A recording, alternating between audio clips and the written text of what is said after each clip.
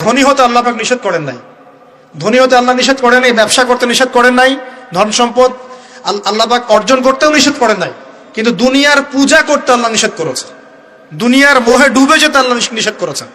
সম্পদ ওসমান রাদিয়াল্লাহু আনহুরও ছিল, কিন্তু সেই সম্পদ তিনি তার প্রয়োজনে যতটুকু লাগতো এতটুকু ব্যয় করতেন, বাকিটা আল্লাহর রাস্তায় ব্যয় করতেন। উসমান রাদিয়াল্লাহু আনহু মতো ধনী হতে কোনো সমস্যা আছে? কোনো আপত্তি আছে? একটা আমল তার জীবনী থেকে পাওয়া যায়, এটা পড়ে আমার কাছে এত নিজেকে এত ছোট মনে হচ্ছে যে কাশ যদি এই আমলটা আমি করতে পারতাম। বলে দেব, চেষ্টা করছি যে করার, আপনারাও করার চেষ্টা করেন। উসমান রাদিয়াল্লাহু আনহু ধনী ছিলেন কিনা, তো নবীর কাছে গিয়ে বলছেন যে আমার ধন সম্পদ খুব বেশি বাড়ছে, ইয়া রাসূলুল্লাহ আপনি সম্পদ একটু কমানোর দোয়া করেন তো আমার জন্য। চিন্তা করা যায় মানুষ এমন দোয়া কেউ করবে এই যুগে? আচ্ছা, নবী সাল্লাল্লাহু আলাইহি ওয়াসাল্লাম বললেন তুমি উটের পিঠে, গাধার পিঠে খাওয়া দাওয়া করো, ঠিক আছে, খাওয়া দাওয়া করো। তো তিনি খাওয়া দাওয়া করেন।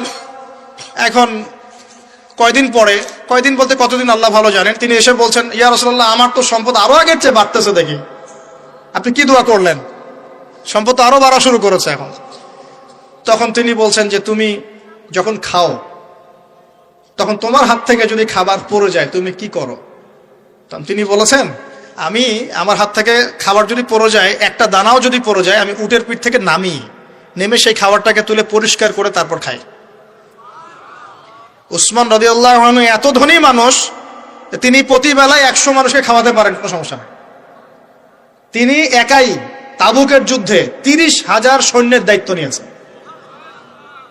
30,000 সৈন্য 3 মাস যাবে, যাত্রা বিরতি করবে, খাবে দাবে, তাদের ঘোড়া অস্ত্রশস্ত্র সব দায়িত্ব একজন ব্যক্তি বহন করেছেন, উসমান রাদিয়াল্লাহু আনহু। কত বড় ধনী আপনি চিন্তা করেন। উনার মতো ধনী কোন পররাষ্ট্রমন্ত্রীও নাই পৃথিবীতে এখন পর্যন্ত, কোন বিশ্ব নেতাও নাই ওনার মতো ধনী, এখন কেউই নাই। আর উনি কিন্তু তার এই ধন সম্পদ সুদের মধ্য দিয়ে অর্জন করেন নাই, তার ধন সম্পদ দুর্নীতির মধ্য দিয়ে অর্জন করেন নাই, তার ধন সম্পদ তিনি কিন্তু এই যে অন্যের সম্পদ অন্যায়ভাবে দখল করে অর্জন করেন নাই।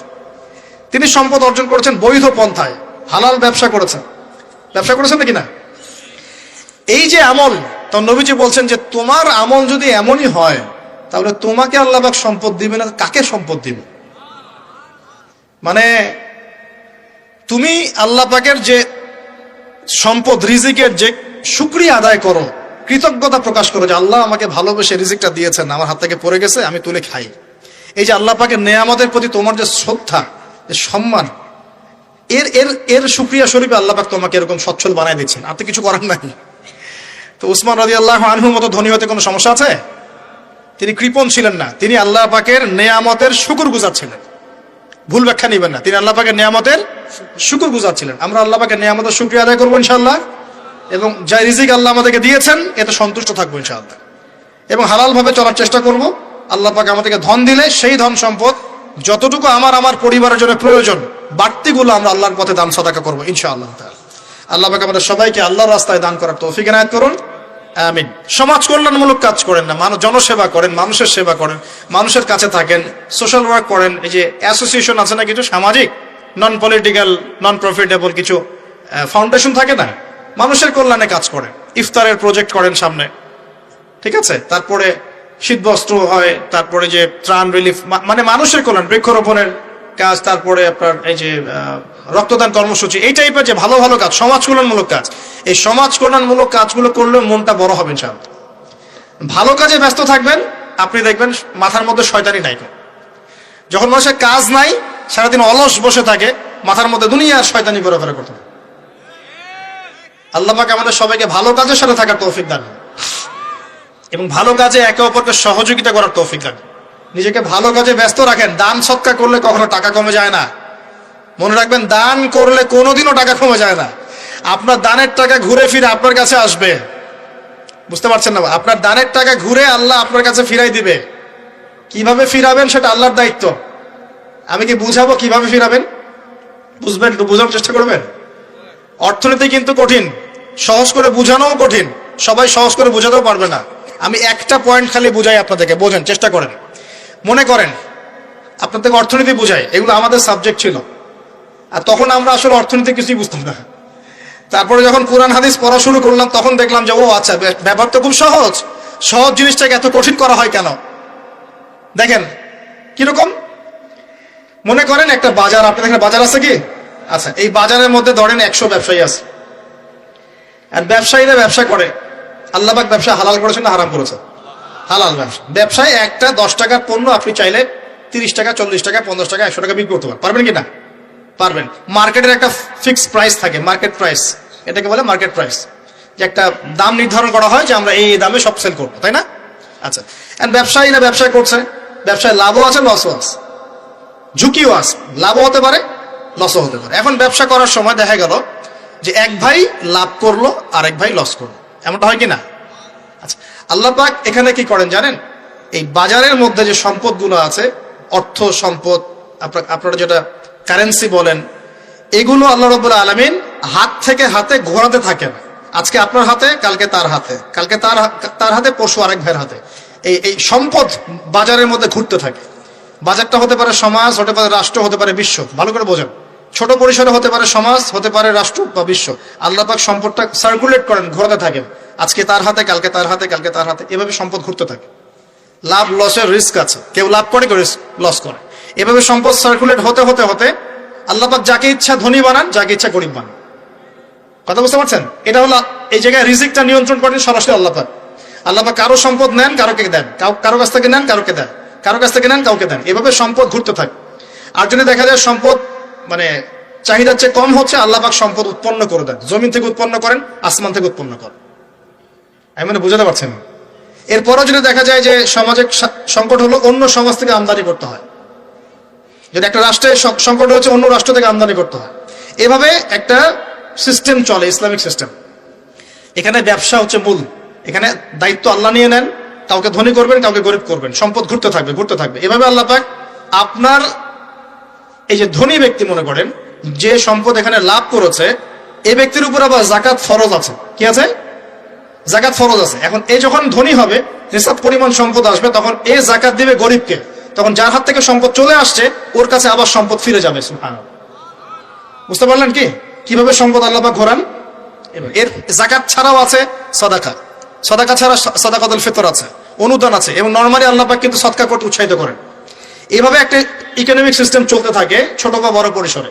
এভাবেই মদিনা টিকে ছিল, এভাবেই মদিনার ইকোনমিক সিস্টেম চলতো নবী সাল্লাল্লাহু আলাইহি ওয়াসাল্লামের যুগে। তো সেখানে আরো একটা বিষয় এক্সট্রা ছিল, যেটা এখন নাই। সেটা ছিল গনিমত। সেটা কি? রাসূল সাল্লাল্লাহু আলাইহি ওয়াসাল্লাম সাহাবীরা বিভিন্ন যুদ্ধ এবং জিহাদ করতেন কিনা? না, তারা তো এগুলো করতেন না। ঘর মসজিদে বসে খালি সুবহানাল্লাহ পড়তেন। হ্যাঁ নাকি? বদর উহুদ তো হয়নি ইসলামে, হয়েছে? বদর উহুদ বলে কোনো যুদ্ধ হয়েছে নাকি? এগুলো বললে তো দেখা যাবে বাপরে বাপ, অবস্থা খারাপ। হ্যাঁ, জিহাদি বয়ান শুরু করে দিয়েছে। তখনই মুসলিমরা যুদ্ধে গিয়েছে এবং জয় করেছে, তখন বিপুল গনিমতের সম্পদ লাভ করেছে। বুঝতে পারছি? গনিমত মানে ওই যে যাদের সাথে যুদ্ধ হচ্ছে, ওদের সব সম্পত্তি মুসলিমরা তখন পেয়ে যায়, কারণ ওগুলো ছেড়ে ওরা পালিয়ে যাবে। এটা এর মধ্য দিয়ে মুসলিমরা ব্যাপক সচ্ছলতার মুখ দেখেছিল। খায়বারের যুদ্ধে জয়ের মধ্য দিয়ে মুসলিমরা প্রায় 1/3 সম্পদ পেয়েছিল আরবের মধ্যে। জাজিরাতুল আরবের 1/3 সম্পদ শুধু খায়বার যুদ্ধ জয়ের মধ্য দিয়ে লাভ করা হয়েছে। ওইটা তো নাই, এখন ক্লোজড। আমি ওগুলো বাদ দিয়ে এই সিস্টেমগুলোর কথা বললাম, সাদাকা, ব্যবসা ইত্যাদি ইত্যাদি। তার মানে ইসলামিক ইকোনমিক সিস্টেমের মধ্যে আল্লাহ পাক সম্পত্তি নিয়ন্ত্রণ করছেন এবং কাউকে ধনী বানাচ্ছেন, কাউকে গরিব করছেন। সম্পদ হাতে হাতে ঘুরছে, যে ধনী সে আবার যাকাত দিচ্ছে, তখন গরিবের কাছে ধনীর সম্পত্তি চলে আসছে। এখন চলমান সিস্টেমে কি সমস্যা হয়? যখন আপনি ব্যবসাটাকে গুটিয়ে নিয়ে সুদটাকে প্রাধান্য দিচ্ছেন, মানে সুদের মধ্যে কি লাভ লস দুটা রিস্ক আছে, ঝুঁকি আছে কোনো?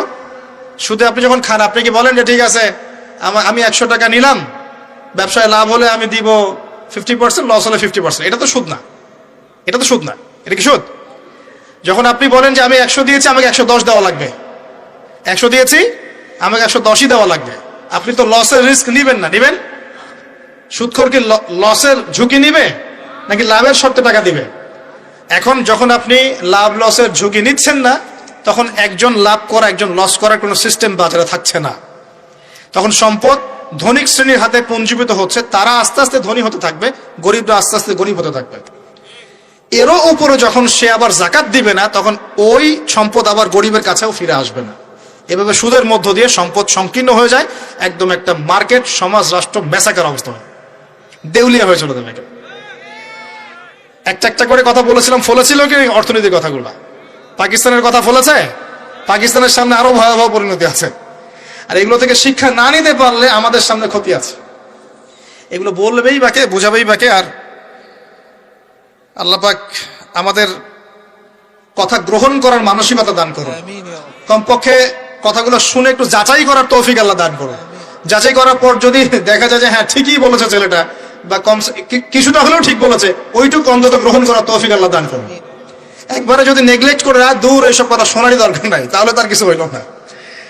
সমস্যা নাই, আমাদের কাজ কি? ফাযাক্কির ইন্নামা আনতা মুযাক্কির। আল্লাহ পাক আল্লাহর দ্বীনের দায়ীদের দায়িত্ব দিয়েছেন, তোমরা উপদেশ দিবে, তোমরা শুধু উপদেশ দাতা। লাস্তা আলাইহিম বিমুসাইতিন, কারো প্রতি তোমরা দারোগা নাও, চাপ দিয়ে মানাতে হবে, এই দায়িত্ব তোমাকে দেওয়া হয় না।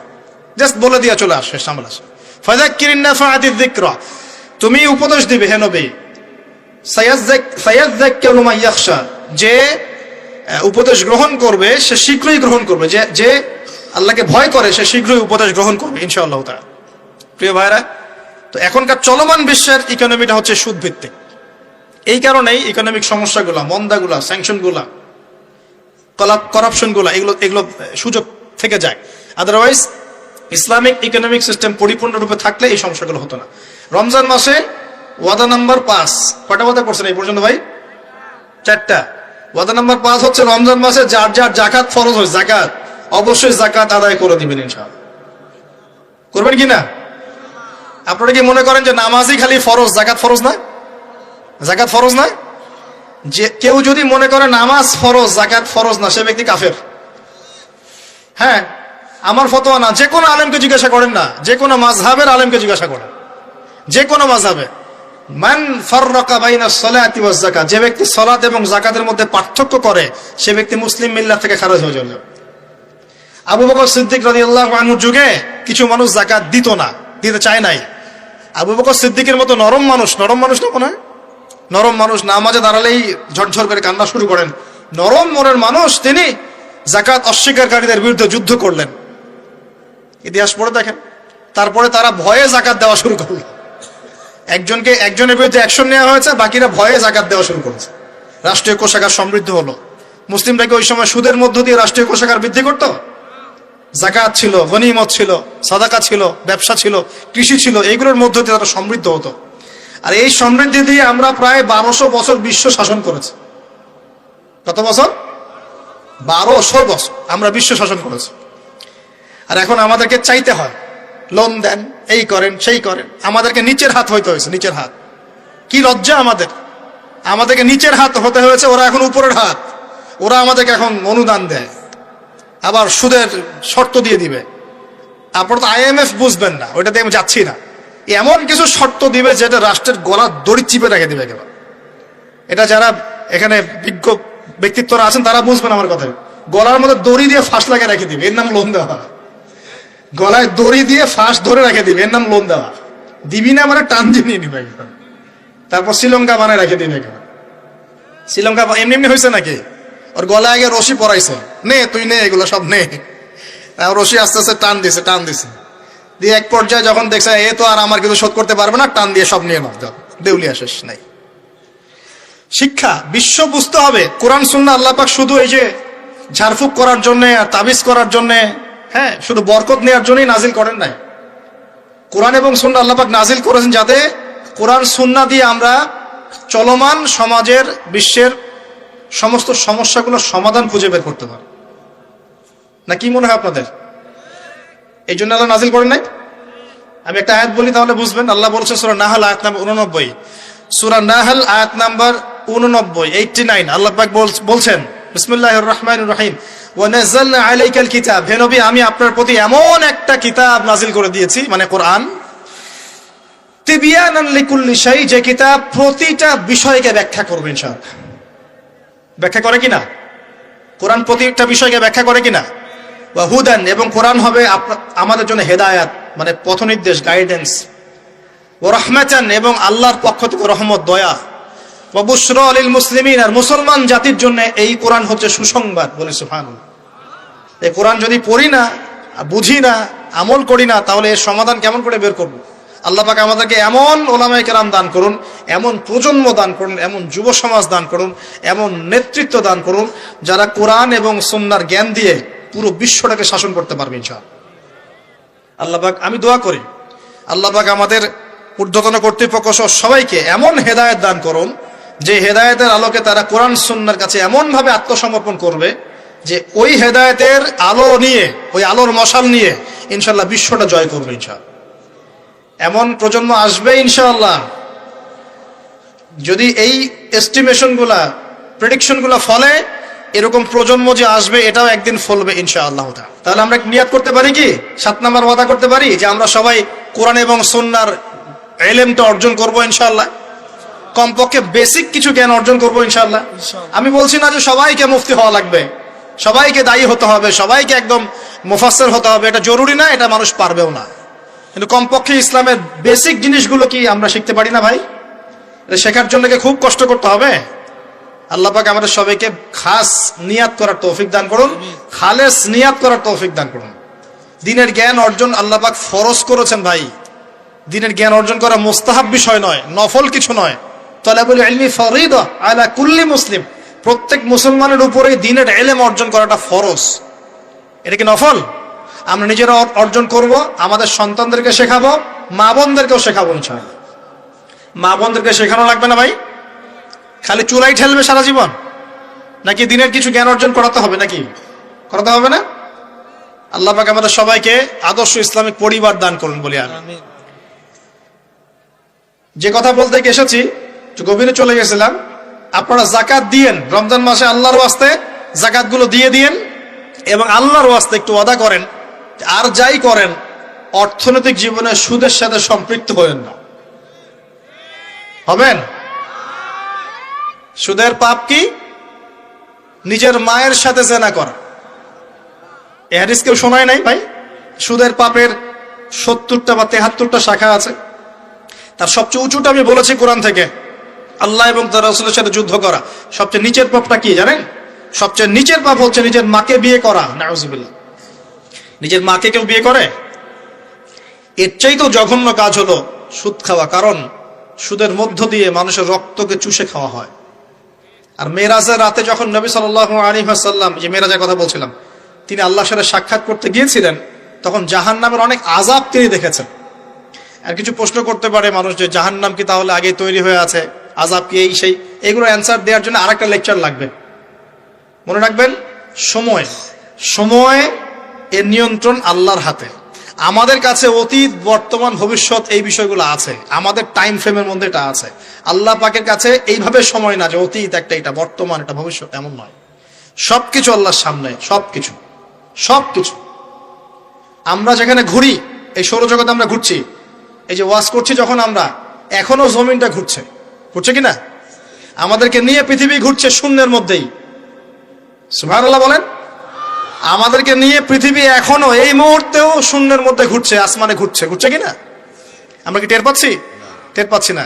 সূর্য উঠছে, আমাদের কাছে মনে হয় যে একটা দিন আসলো, ডুবলো, একটা রাত হয়ে গেল। যদি আল্লাহ পাক পৃথিবীর ঘোরার গতিটাকে কমায় দেন, তাহলে কি হবে জানেন? দিন রাত লম্বা হয়ে যাবে। বুঝেন নাই মনে হয়? আল্লাহ পাক যদি এই যে আমরা ঘুরছি মনে করেন এভাবে, আল্লাহ যদি গতিটাকে কমায় দেন, আস্তে আস্তে ঘুরে, তাহলে দিন রাত লম্বা হয়ে যাবে। বিজ্ঞানীরা বলে, এটা বিজ্ঞানীদের কথা, এটা আমার কথা না, বিজ্ঞানীরা বলে তখন আমাদের দাড়ি চুলও নাকি পাকবে না, বয়সও নাকি বাড়বে না। যাই হোক, ওটা ওদের থটস, এটা আমাদের থটস না। আলোর বেগে যদি মানুষ মহাবিশ্বে, মহাকাশে সফর করতে পারে, আলোর বেগের চেয়ে বেশি বেগে, এখনকার সায়েন্সরা বলে, ওরাই বলে যে মানুষ তখন ফিউচারে চলে যেতে পারে, ভবিষ্যতে যেতে পারে, আলোর বেগে যদি সফর করতে পারে। এটা ওদের কথা, আমরা এইসবে আলোচনা যাচ্ছি না। বলছি সময়ের নিয়ন্ত্রণ কার হাতে? আল্লাহর হাতে। বারজাখ বলে একটা জগৎ আল্লাহ তৈরি করেছেন। কি নাম? বারজাখ। এই জগৎটা হচ্ছে আমাদের দুনিয়ার জগৎ আর জান্নাত জাহান্নামের যে কিয়ামতের দিন, এর মাঝখানের একটা জায়গা। এখানে ইল্লিন আর সিজ্জিন দুটো স্তর আছে, একটা নাম ইল্লিন, একটা সিজ্জিন। এই দুনিয়ার নেককার মানুষ যারা, তাদের আত্মাগুলোকে আল্লাহ পাক এই যে ইল্লিনে নিয়ে গিয়ে রেখে দেন। আর দুনিয়াতে যারা পাপী, পাপাচারী, তাদের আত্মাগুলোকে আল্লাহ পাক সিজ্জিনে রেখে দেন। এই যে কবরের যে আযাব, যে আমরা একটা কথা বলি, এটা আযাব বলে রুহের আযাব। কিসের আযাব? রুহ। দেহ তো আপনার নাই, ওখানে দেহ আছে? দেহ তো পচে গেছে, গলে গেছে, তাহলে আযাবটা কিসের? রুহের। বুঝাচ্ছি, আমি এই পড়াশোনাটা করেছি ইমাম গাজ্জালী রাহিমাহুল্লাহর বই থেকে। এত গভীর মানে লেখা, মানে ধরতে গেলেও মনে হয় যে একটা লাইন 10 বার পড়তে হচ্ছে। একটা এক্সাম্পল দিয়ে তিনি বুঝাচ্ছেন এভাবে। তিনি বলছেন এটা একটা উদাহরণ মাত্র, এটাই প্রকৃত ব্যাখ্যা না, একটা উদাহরণ মাত্র। বোঝানোর চেষ্টা করছেন তিনি এভাবে যে আমরা যখন ঘুমাই, অনেকে ভালো স্বপ্ন দেখেন না? ভালো স্বপ্ন দেখে আপনার কাছে ভালো লাগছে, খুব মজা লাগছে না? স্বপ্নের মধ্যে আপনি কি মানে ভালো ফিল করছেন, মাশাআল্লাহ ভালো লাগছে, ঘুরছেন ফিরছেন খাচ্ছেন। যখন কোনো খুব ভালো আপনি একটা স্বপ্ন দেখেন, আপনার কিন্তু ভালো লাগে। আপনি স্বপ্নে ঘুমন্ত অবস্থাতেই আপনি স্বপ্নে বাস্তবের ফিলিংস পাচ্ছেন, এমন হয় না? আল্লাহ পাক যদি আপনাকে স্বপ্নের মধ্যে রেখে দেন, ধরেন 1 বছর 1.5 বছর 2 বছর, তার মানে 1-2 বছর আপনি স্বপ্নের মধ্যেই বাস্তবের ভালো লাগার ফিলিংসটা পেতে থাকবেন, কিন্তু আপনি ঘুমিয়ে আছেন। বাইরে থেকে আমি আপনাকে দেখছি যে আপনি ঘুমিয়ে আছেন, কিন্তু আপনি ঘুমন্ত অবস্থাতেও ভালো স্বপ্ন দেখেই ভালো ফিল করছেন। তিনি বোঝাচ্ছেন, উদাহরণ দিয়ে বোঝাচ্ছেন, এটা কিন্তু ব্যাখ্যা নয়, জাস্ট একটা বুঝাচ্ছেন উদাহরণ দিয়ে। আল্লাহ পাক যখন শহীদদের রূহগুলোকে জান্নাতে রেখে দেন, জান্নাতে তারা এইভাবে রূহগুলো ঘুরতে থাকে, ফল ফলাদি খেতে থাকে, পাখির মধ্যে রূহ দিয়ে দেন, সবুজ পাখি, এই পাখি উঠতে থাকে, তারা ভালো ফিল করতে থাকে। ওই হায়াতটাকে আল্লাহ পাক তাদের কাছে বাস্তব বানিয়ে দিয়েছেন। কথা বুঝতে পারছেন? ওই হায়াতটাকে আল্লাহ পাক তাদের কাছে বাস্তব বানিয়ে দিয়েছেন। তাদের কাছে মনে হচ্ছে এটাই বাস্তব, এটাই জগৎ। আল্লাহ চাইলে করতে পারেন না? একটা ঘুমন্ত মানুষকে যদি আল্লাহ করতে পারেন, তাহলে শহীদদের ব্যাপারে করতে পারেন না? পারেন। আবার ধরেন একজন মানুষ পাপাচারী, আপনি কখনো কখনো স্বপ্ন দেখেছেন, ভয়ের স্বপ্ন, আটকে উঠছেন, শ্বাস বন্ধ হয়ে যাচ্ছে, এমন হয়নি অনেকদিন? আর হবে তো বেশি, কারণ কানে তো হেডফোন দিয়ে গান শোনেন, আর হেডফোন কানে দিয়ে ঘুমান, FM শুনতে শুনতে ঘুমান, হ্যাঁ এই কি করতে করতে ঘুমান। ঘুমানোর আগে তো দোয়া কালাম নাই, দোয়া কালাম মাসলুম দোয়া কালাম তো নাই, সূরা মুলক নাই, সূরা বাকারা শেষের আয়াত নাই, ইত্যাদি নাই, পবিত্রতা নাই, বিছান ঝাড়েন না, লাইটস অফ করেন না। আপনার সুন্নত মাফিক তো ঘুমাচ্ছি না আমরা। ঘুমানোর কতগুলো সুন্নত জানেন? ঘুমানোরই কত সুন্নত আছে। ইস্তেঞ্জা করতে হয়, ওযু করে আসতে হয়, পারলে মেসওয়াক করে নেয়, বিছান ঝাড়তে হয়, বিসমিল্লাহ বলে লাইট অফ করতে হয়, দরজায় খিল দিতে হয়, পাত্র যদি থাকে খাবার পাত্র, পানির পাত্র ঢেকে দিতে হয়, তারপরে পড়তে হয় বিছানায় গিয়ে আয়াতুল কুরসি, সূরা বাকারা শেষের 2-3টা আয়াত, সূরা ফালাক নাস ইখলাস, হাত একত্রিত করে ফু দিয়ে সারা গা মাসাহ করতে হয়। ডান কাত হয়ে আল্লাহুম্মা বিইসমিকা আমুতু আহইয়া বলে এই যে 33 বার সুবহানাল্লাহ, 33 বার আলহামদুলিল্লাহ, 34 বার আল্লাহু আকবার পড়তে পড়তে ঘুমাতে হয়। কয়জন জানে কয়জন ঘুমানোর সুন্নত? ঘুমানোর আগে এখন কানে হেডফোন, ব্লুটুথ, হাবি জাবি এইসব দিয়ে যুবকরা ঘুমাচ্ছে। প্রতিটা কাজ নবীর সুন্নত মতো করার চেষ্টা করবো, আল্লাহ পাক তৌফিক দান করুন। এই যে 9 নম্বর ওয়াদা করেন, জীবনের প্রতিটা কাজ নবীর সুন্নাহ মতো করবেন। রাজি আছেন ইনশাআল্লাহ? একদম চেহারা থেকে শুরু হবে, চুল দাড়ি পোশাক আশাক থেকে শুরু হবে। আল্লাহ পাক যত উপরে নিয়ে যাবেন, আপনি যেখানেই যান নবীর সুন্নত বাস্তবায়ন করবেন ইনশাআল্লাহ তাআলা। আল্লাহ পাক তৌফিক এনায়েত করুন, বলি আমিন। মনে করেন খারাপ স্বপ্ন দেখছেন, খারাপ স্বপ্নে এখন আপনি কষ্ট পাচ্ছেন, দেখছেন যে পানিতে ডুবে যাচ্ছেন, দেখছেন যে আপনি আগুনে পুড়ে যাচ্ছেন, নাউজুবিল্লাহ, দেখছেন যে আপনি হয়তো কেউ আপনার শ্বাস গলা চিপে ধরেছে ইত্যাদি, মানে আপনি কষ্ট পাচ্ছেন। বাহির থেকে কিন্তু আমি আপনার কষ্ট বুঝতে পারবো না, পারবো? আপনি ঘুমিয়ে আছেন, ঘুমিয়ে আপনি কষ্ট পাচ্ছেন। এখন এই ঘুমন্ত কষ্টের স্বপ্নটাকে আল্লাহ পাক যদি 5 বছর লম্বা করে দেন, পারবেন কিনা? আল্লাহ পাক পারেন কিনা? 5 বছর ঘুমিয়ে আছেন আপনি, উঠতে পারতেছেন না। এখন এটা হয় না, আল্লাহ চাইলে পারেন, সম্ভব কিনা? আল্লাহ পাক 309 বছর ঘুম পাড়ায় রাখেন নাই মানুষকে, আছে না দলিল? কোরআনে আছে না? কোন সূরায়? এই তো মাশাআল্লাহ, মাশাআল্লাহ, সূরা কাহফে আছে না? 309 বছর আল্লাহ পাক 9 জন 10 জন ছেলেকে ঘুম পাড়ায় রাখছেন না? রাখছেন। তো এখন মনে করেন যে আল্লাহ পাক আপনাকে ওই কষ্টের আযাবটাকে লম্বা করে দিলেন, কষ্টের ওই স্বপ্নটাকে লম্বা করে, তাহলে আপনি কিন্তু ঘুমের মধ্যেও কষ্ট ফিল করবেন। এখন কবরে যদি আল্লাহ পাক বারজাখের জীবনে সিজ্জিনে কিছু আত্মাকে রেখে আত্মাগুলোকে আযাব দেন, এবং ওইটাকেই যদি তাদের কাছে বাস্তব ফিল দিয়ে দেন, তাহলে কি তার আযাব পাবে না? অনেক ব্যাখ্যা আছে, যেগুলো নিয়ে আলাদা লেকচার দেওয়া লাগে। এতটুকু বোঝেন যে আল্লাহ পাক ইন্নাল্লাহ আলা কুল্লি শাইইন কাদির, আল্লাহ পাক প্রতিটা বিষয় সম্পর্কে ক্ষমতাবান। আল্লাহ পাকের হাতেই সব ক্ষমতা, আল্লাহ সব করতে পারেন। যে আল্লাহ পাক আমাকে শ্বাস নেয়ার ক্ষমতা দিচ্ছেন, নিঃশ্বাস নিচ্ছি, একটা নিঃশ্বাসের দাম কি অন্য কেউ দিতে পারবে? যে আল্লাহ পাক এনভায়রনমেন্ট বায়ুমণ্ডলের মধ্যে নাইট্রোজেন গ্যাস দিয়ে দিয়েছেন, এই গ্যাস কি কে দিয়ে, অন্য কেউ দিয়েছে? যে আল্লাহ পাক শ্বাস নেওয়ার জায়গা দিয়েছেন, আমাদের হার্ট যে পাম্প করছে, জন্মের সময় থেকে পাম্প করছে, এখন পর্যন্ত থামে নাই, একদিন এক মিনিটের জন্য থেমে গেলেই শেষ। এটা কে চালু করে রেখেছে? যে আল্লাহ এত কিছু করতে পারেন, সেই আল্লাহর পক্ষে নবী সাল্লাল্লাহু আলাইহি ওয়াসাল্লামকে তার কাছে নিয়ে যাওয়া, এই আযাবগুলো দেখানো এমন কঠিন কিছু? এগুলো নিয়েও এখন মানুষ প্রশ্ন তোলে। ঈমান কোন জায়গায় চলে গেছে চিন্তা করেন। তো এখানে নবীজি অনেকগুলো শাস্তি দেখেছেন, তার মধ্যে একই পাপের কারণে তিনটা শাস্তি দেখেছেন। কয়টা ভাই? এই সেই বিখ্যাত পাপের নামটাই হচ্ছে সুদ। কি নাম সেই পাপের? একবার দেখেছেন কিছু লোককে রক্তের নদীতে ফেলে দিয়ে মাথা ফাটিয়ে দেওয়া হচ্ছে। জিজ্ঞাসা করলেন এরা কারা?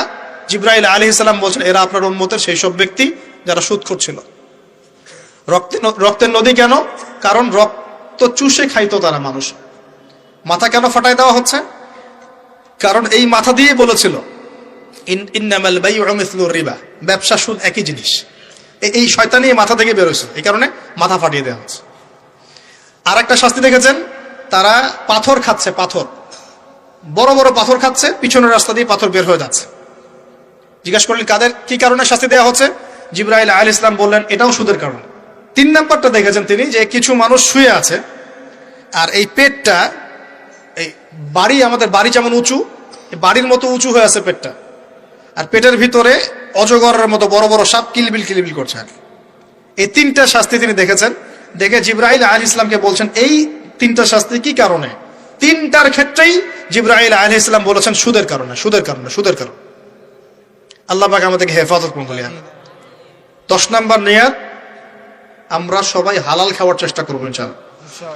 আমরা হারামের দিকে যাবো না ইনশাআল্লাহ। হালাল রিজিক আল্লাহ যতটুকু দিবেন এতটুকুতে সন্তুষ্ট থাকবো ইনশাআল্লাহ।